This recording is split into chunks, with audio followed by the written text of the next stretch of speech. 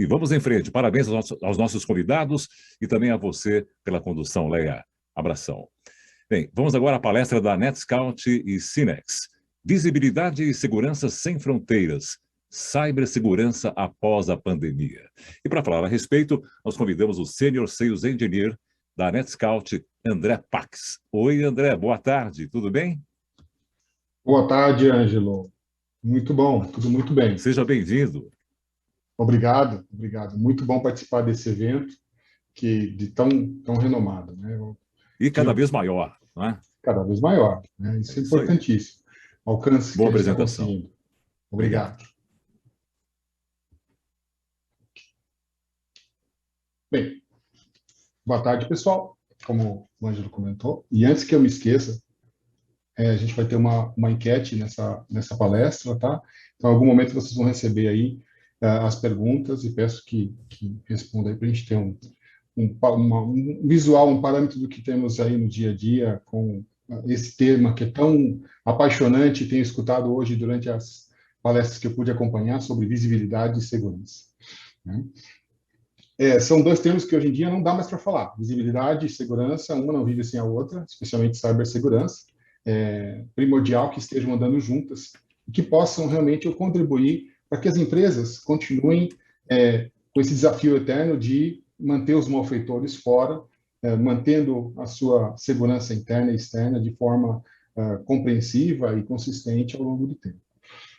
Falando um pouquinho sobre o que aconteceu antes, né, durante e agora que estamos vivendo após a pandemia e que viveremos após a pandemia, a gente quer trazer aqui alguns insights, uma visão do que a NetScout traz como forma de trabalhar e atuar em cima dos desafios existentes.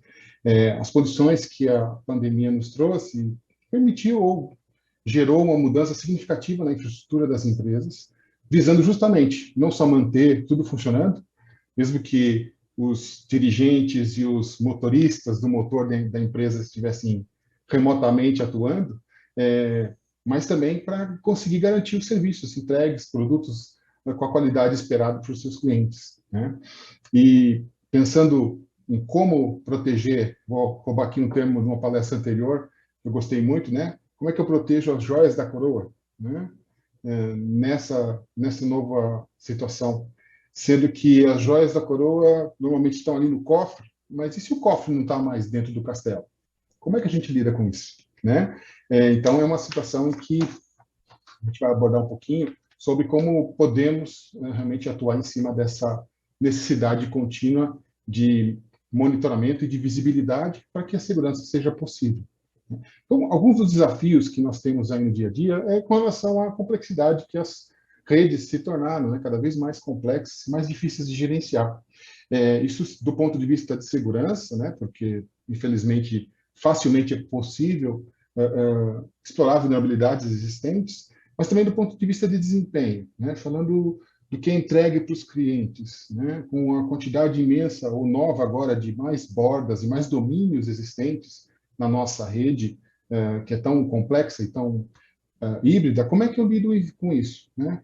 Sabendo que a nossa superfície de ameaça, outro termo também muito conhecido, ela tem aumentado continuamente e tem também se transformado de on-premise para nuvem, de nuvem para multinuvem, colocation, trabalho remoto, como lidar com isso, né? São tantos gaps que são criados para monitoramento e controle que realmente é um desafio incrível conseguir realmente continuar atuando nisso. Então, de uma certa forma, uma das maneiras de lidar com isso, e em segurança tem muito, são as ferramentas. Então, eu vou lidar com ferramentas que possam me auxiliar nesse importante desafio, né?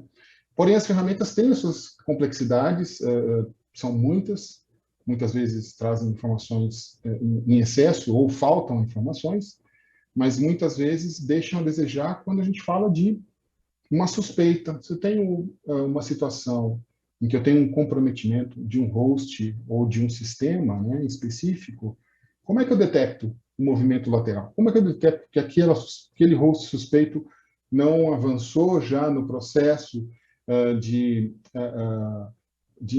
infestação e consequente a continuidade de uma campanha que infelizmente às vezes descobrimos só no final e só em momentos não muito interessantes, né? Como lidar com isso num ambiente que está cada vez mais complexo e maior, né? Já era difícil fazer no data center, fazer essa comparação, fazer essa análise para detectar ali movimento lateral. Imagina num ambiente como hoje estamos enfrentando, em que não só a pandemia, mas a constante evolução aí das tecnologias nos trouxe por conta da complexidade dos serviços, né? As empresas e os times de segurança são os que mais sofrem com isso, pela falta de informações, pela falta da informação no local correto, né? E uma vez que você não tem como ter a visibilidade necessária, né, que muitas vezes é pensado na completa um todo, você pode ficar refém de uma situação em que não tem como prevenir um desfecho mais complicado, né? Então, a ideia é conseguir, para mudar esse jogo, né, parar de lidar com a defensiva e começar a trabalhar na ofensiva, é se armar realmente de informações e de visibilidade sempre que possível. E aí eu vou falar de dois termos, pelo menos eu conheço esses dois termos como uma maneira de lidar com esse escopo. Visibilidade para fora, então eu vou expor para vocês aqui um pouco do que a NetScout trouxe no seu 7º relatório de inteligência de ameaças. E eu quero pegar um minuto da atenção de vocês para pontuar uma situação. NetScout, inteligência de ameaças? Aliás, esse foi um dos motivos da gente estar participando aqui do Security Leaders. A NetScout não tem um perfil original como uma empresa de cybersecurity ou de segurança, mas ela tem mais de 30 anos no mercado de monitoramento de redes. E ela fez uma aquisição muito estratégica há 6 anos atrás, adquirindo uma empresa muito conhecida nesse mercado, especialmente de DDoS, que é a Arbor Networks. Então, uma empresa número 1 nesse mercado, que trouxe tecnologias avançadas desde a sua fundação, desde o spin-off lá em 2000, trazendo uma maneira diferenciada de detectar e lidar com ataques e ameaças DDoS, né? Então, agora a parte da NetScout, a Arbor continua com esse desafio contínuo e todo ano lançamos o nosso relatório, que depois eu convido vocês a conhecer um pouco mais. Eu vou colocar o link no final para que vocês possam ter um acesso a toda a informação. Aqui eu vou dar alguns highlights do que considero ser uma situação interessante, ou pontos a se considerar, né? As informações que a gente está vendo aqui são da primeira metade deste ano, então, o primeiro semestre de 2021. Só nesse período, a gente teve 7 vetores novos de ataque em 7 meses. Isso, na maioria dos seus casos, novos ataques de amplificação e de reflexão, né? Ou seja, são novas maneiras que não existiam até 2020 de explorar recursos, explorar bots, explorar vulnerabilidades nas empresas para criar indisponibilidade, que é o objetivo final dos ataques DDoS, né? Desses vetores, também aumentou o uso desses vetores em ataques únicos. Chegamos aí a um recorde de 31 vetores diferentes de um único ataque a uma organização na Alemanha, né? Então, cada vez mais complexos esses ataques. Os atacantes também se tornaram mais inteligentes e cada vez mais estão se adaptando aos ataques DDoS. Então, da mesma maneira que nós temos uma proteção adaptativa sobre os ataques DDoS, os atacantes começaram a ter um ataque adaptativo. Então, eles começaram a atuar melhor com o reconhecimento e pesquisa do alvo deles para conseguir burlar defesas, as defesas que estão lá já funcionando, né? De tal forma que eles conseguem orquestrar um ataque único e cirúrgico e conseguem derrubar uma defesa que já estava muito bem estruturada. Então, cada vez mais a gente também está vendo esse tipo de situação, né? As botnets cada vez mais maiores, detectamos muitas botnets novas, clusters novos com fontes de dados, né, com bots basicamente altamente concentrados ao longo desse período que a gente está analisando, criando aí um número excessivo, muito grande de ataques no final, né? A cadeia de fornecimento de conectividade, ou provedores de internet, provedores de serviço, né, foram alvos constantes dos ataques nesse período, especialmente para ataques que são direcionados à base do que é necessário para a conectividade funcionar.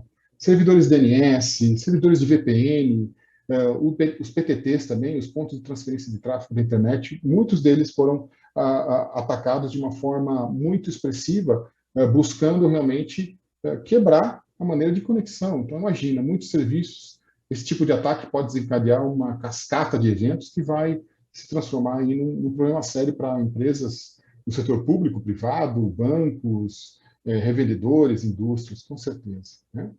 E muitos provedores também estão enfrentando extorsão, né? Diretamente relacionados, ataques diretamente relacionados a provedores que não têm, de repente, uma proteção mais inteligente ou distribuída, ataques para alguns provedores desse porte, ou que não tinham esse serviço, sofreram demasiado para conseguir manter seus serviços e seus clientes ativos.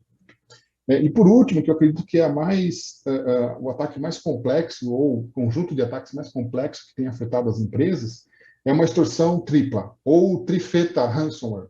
A princípio, trifeta é um nome que eu confesso que eu não conhecia, né? E faz muito sentido aplicar esse nome aqui a esse tipo de ataque. Trifeta é uma aposta em que você vai no jockey e aposta, olha, o primeiro vai dar o cavalo fulano, o segundo vai dar o beltrano, o terceiro vai dar o cicrano, nessa ordem. Então, a aposta que você faz nos 3 lugares. E é justamente isso que os atacantes estão fazendo. Eles estão realizando ataques usando 3 vetores, 3 principais ataques, para conseguir o quê? Garantir o bolo, a bolada do maior possível, né? Isso é feito como? Já conhecemos. Criptografia dos arquivos, né? Pedindo ransomware, pedindo um resgate, na verdade, né? Roubo dos dados e exploração, dizendo, olha, tenho dados sensitivos seus aqui. Além de você não mais ter acesso a eles, eu também posso vendê-los. E, por último, ataques DDoS em conjunto com essas outras 2 campanhas. Dessa forma, a equipe acaba sendo muito penalizada, porque, além de estar lidando com a questão dos dados que foram criptografados, ela tem que lidar com a disponibilidade, manter a disponibilidade dos seus serviços. Então, isso é mais uma maneira de garantir que consigam, de uma certa forma, né, garantir o dinheiro, né, a bolada que eles esperam nesses 3 tipos de resgate. E aqui alguns números mostrando como é que isso evoluiu no mundo como um todo. Tivemos aí 5,4 milhões de ataques no primeiro semestre, um aumento de 11% em relação a 2020, que já teve um considerável aumento em relação a 2019, desde que a pandemia começou, infelizmente, os malfeitores, né, os bad guys aí, eles não medem consequências, eles não pensam realmente só no dinheiro. Então, muitas vezes vimos aí ataques direcionados a hospitais, a empresas de provedores de seguros de saúde e tudo mais, independente da situação em que todos estávamos vivendo nos piores momentos, né? Então, o crescimento dos ataques também, duplicando o número de vetores, os ataques multivetoriais, usando mais de 20 ao mesmo tempo. Então, pense em você ter que lidar com 20 tipos de armas apontando diferentes que podem te atacar de uma maneira diferente, né, ao mesmo tempo, né? E os bots chegando aí a 2,8 milhões de ataques. Aqui na América Latina, nesse primeiro semestre de 2021, tivemos 500 mil de ataques, um aumento também significativo, quase 40% em relação ao período anterior. E os volumes também estão bem expressivos. 1,3 terabytes e 685 milhões de pacotes por segundo. Isso é muito tráfego, ao mesmo tempo, realmente tentando tirar a disponibilidade dos clientes dos seus serviços. Então, essa visibilidade para o mundo exterior é muito importante, não só do ponto de vista de ataques DDoS, mas também de reputação, né? Quais são os componentes que estão fazendo parte desses ataques? Quais são os componentes que estão continuamente arraigando mais bots no mundo e participando de campanhas específicas? Tudo isso são informações que a Arbor, né, com o seu sistema de análise, o Atlas, consegue fazer uma curadoria, identificar e prover aos seus clientes de maneira geral, para que eles consigam se sentir mais seguros através dos recursos das soluções. Convido vocês a ver o nosso site, né, scout.com/threat report. Ele vai trazer as informações exatamente desse relatório que eu comentei aqui, com mais detalhes, com mais profundidade, caso queiram saber mais. Está disponível na internet de graça. Agora vamos falar um pouquinho da visibilidade para dentro, né, que também é fundamental, é importantíssimo. As empresas, né, já vimos aqui ao longo do dia, visibilidade, visibilidade, visibilidade, aumento da superfície de ataque, aumento do risco. Como é que lidamos com isso? Então, a gente não pode proteger no que a gente não pode ver, simples assim. Né? Infelizmente, é complexo, muitas vezes, identificar isso e conseguir evoluir ao longo do tempo, mas é um desafio. Né? Conseguir coletar o máximo de informações possíveis, seja de pacotes, NetFlow, né, ou dos endpoints, logs, dos mais diversos pontos. Então, assim, o escopo em si não pode ser limitado, a gente tem que pensar no todo sempre. Por mais que consigamos atuar aos poucos e crescendo, né, numa evolução, mas sempre temos que pensar no todo para buscar a possibilidade de realmente sairmos da defesa e começarmos a trabalhar melhor, conseguindo antecipar questões aí que os malfeitores vão trazer sempre para a gente. E o time de segurança depende disso. Como trazer múltiplas informações de vários locais para conseguir atuar, detectar e responder a esses eventos e essas ameaças. Né? De uma certa forma, as soluções têm que ser escaláveis. Tem que pensar realmente no crescimento, não importa qual é o tipo de rede disponível, qual tipo de conexão disponível, limitar ou ter um escopo também amplo, conseguir atuar em qualquer situação e trazer uma consistência de informações que possa ser usada aí pelos diversos times, seja de segurança, seja de redes, que cada vez mais também tem trabalhado em conjunto para conseguir o melhor resultado para ambos. Né? Na considerada tríade de visibilidade do SOC, que o Gartner montou no ano retrasado, né, ele identificou aí alguns tipos de soluções que atuam diretamente nesse tipo de análise. Então, desde o CIEM, que está sempre orquestrando, identificando analiticamente todos os eventos que a empresa pode ter, né, trazendo essa inteligência agregada de tudo. Os Endpoint Detection and Response, que são responsáveis aí pelo correto funcionamento dos recursos, né? No meu laptop parou de funcionar, não consigo mais instalar o WhatsApp. Por coincidência, mudou também o nosso endpoint, talvez tenha uma regra nova, eu vou ter que correr atrás. Né? Mas, se é uma questão de segurança, deixemos de usar. Melhor ficar seguro do que mais um risco para a empresa. E, de uma certa maneira geral, essas soluções têm uma visão quando alimentadas de uma forma correta. Então, instrumentadas no endpoint, por exemplo, ou uma configuração no CIEM que vai coletar informações de logs dos diversos servidores e hosts da empresa.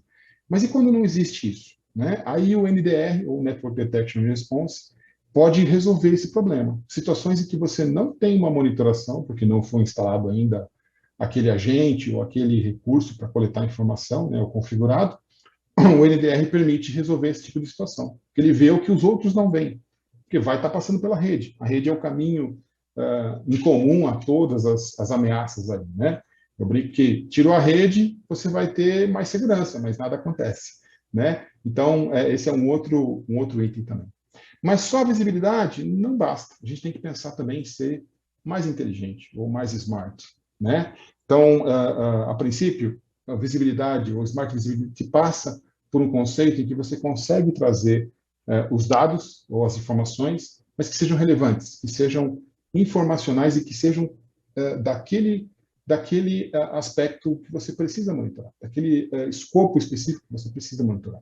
Então, quando necessário, ter informações das transações, do código, da aplicação, do pacote, do payload que estava sendo transacionado naquele evento, como é que eu sei mais sobre aquele evento? Se só eu tenho um alerta de fumaça, eu não consigo dizer se aquela fumaça ela é de fogo, é de palha, ou é de lenha, ou é da floresta. Né? Agora, se tem informação mais relevante, mais detalhada da transação, eu consigo entender melhor isso daí e atuar da melhor maneira.